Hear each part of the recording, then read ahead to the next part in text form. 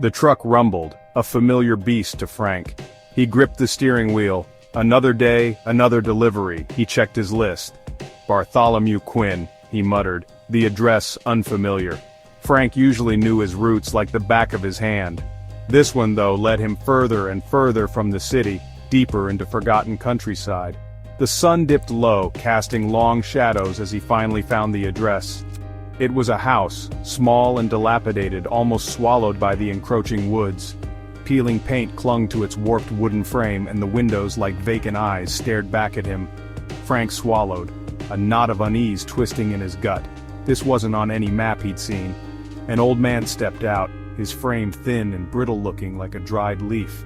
His smile didn't reach his eyes, which gleamed with an odd intensity. "You found it," the old man rasped, his voice like rustling paper. "They said you wouldn't come." Frank, unnerved, simply grunted and grabbed the appliance dolly. The interior was dimly lit, the air thick with the smell of dust and something else, something faintly sweet and rotten. The old man, Bartholomew he'd said, led him through narrow hallways that seemed to twist and turn more than they should. The house groaned underfoot, the floorboards sagging with every step. The appliances were for a kitchen, a surprisingly modern set for such an ancient dwelling. A stainless steel refrigerator, a sleek oven, a dishwasher that gleamed under the single bare bulb illuminating the room. Frank, his unease growing, started his work. The silence broken only by the old man's watchful gaze and the occasional scuttling from within the walls.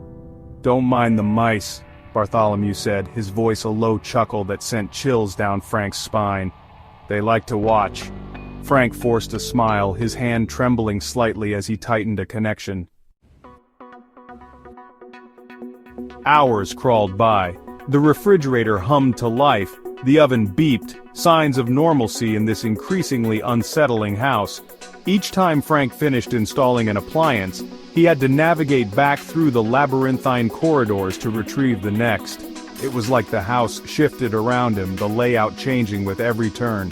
He'd find himself back in the same room twice, the same dusty furniture, the same unsettling paintings on the wall, only to turn around and find a different hallway branching off. He tried to rationalize it, blame it on the fading light and his growing fatigue, but a creeping dread was taking root in his mind. He wiped sweat from his brow, a sudden cold draft raising goosebumps on his arms. The house seemed to be closing in, the walls whispering secrets he couldn't understand. "Almost done," Frank muttered, more to himself than to the silent figure of Bartholomew who hadn't left his side for hours. He was installing the dishwasher now, kneeling on the uneven floorboards when he noticed it. A faint scratching sound coming from inside the wall he was working on. He paused, listening intently. The scratching continued, slow and deliberate, like something dragging long claws across wood. He pressed his ear to the wall, his heart pounding against his ribs. A low, guttural whisper, too quiet to decipher, sent a shiver down his spine. He scrambled back, bumping into the dishwasher and cutting his hand on a sharp edge. He cursed, sucking at the wound, his eyes darting around the room. The shadows seemed deeper now, the air thick with a palpable sense of menace. He needed to get out of here. "Finished?" Bartholomew asked, his voice closer than Frank expected. He hadn't heard the old man move at all. Frank jumped, spinning around to face him. Bartholomew's smile seemed wider now, revealing teeth stained a disturbing yellow. "Just about," Frank stammered, wiping his bloody hand on his pants. "Just need to pack up and I'll be out of your hair." He tried to sound casual, but his voice shook with a fear he couldn't disguise. As he gathered his tools, the scratching in the walls intensified, accompanied now by a chorus of whispers, too low to understand but filled with an unmistakable malice. The house seemed to pulse around him, a living, breathing entity that was closing in. Panic welled up in Frank's chest, choking him. He stumbled to his feet and made for the front door, but the hallway seemed to stretch before him, the exit always just out of reach. He turned corner after corner, each one leading to another identical hallway, another closed door. "Wrong way," Bartholomew chuckled, his voice echoing behind Frank, seeming to come from everywhere at once.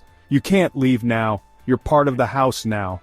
Frank's breath came in ragged gasps. He ran blindly, his heart hammering against his ribs. The whispers in the walls grew louder, swirling around him like a vortex of madness. This couldn't be happening. It was just a house.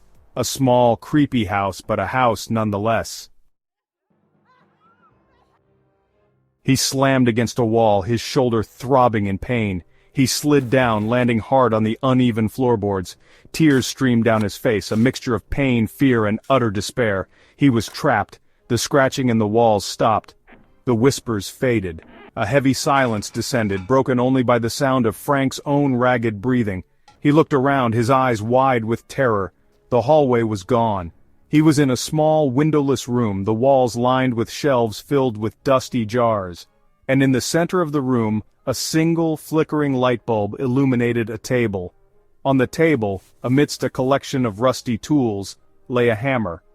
And next to the hammer, a small wooden box. Bartholomew stood in the doorway, his eyes glittering in the dim light. He held out a hand, beckoning Frank towards him. "It's time," he croaked. "The house has been waiting for you." Frank didn't fight anymore. He couldn't. He knew with a chilling certainty that there was no escape from this house, from this nightmare. He was trapped, just like all the others before him. He rose to his feet, his body moving on autopilot, and walked towards Bartholomew, his gaze fixed on the hammer and the small wooden box. He knew somehow that his fate awaited him inside that box. He had become another fixture in the endless, shifting labyrinth of the crooked little house. The old man's smile widened, revealing more teeth than seemed humanly possible. He took Frank's hand, his grip surprisingly strong, and led him to the table. "Don't worry," Bartholomew whispered, his voice a caress of death. "You'll be a part of this house forever." And as the hammer rose and fell, the only sound in the silent house was the rhythmic thudding, a macabre symphony echoing through the empty halls. A new fixture had been added, the latest in a long line, forever bound to the will of the crooked little house and its sinister owner. Outside, the house stood silent, a dark silhouette against the dying light. No one could hear the screams.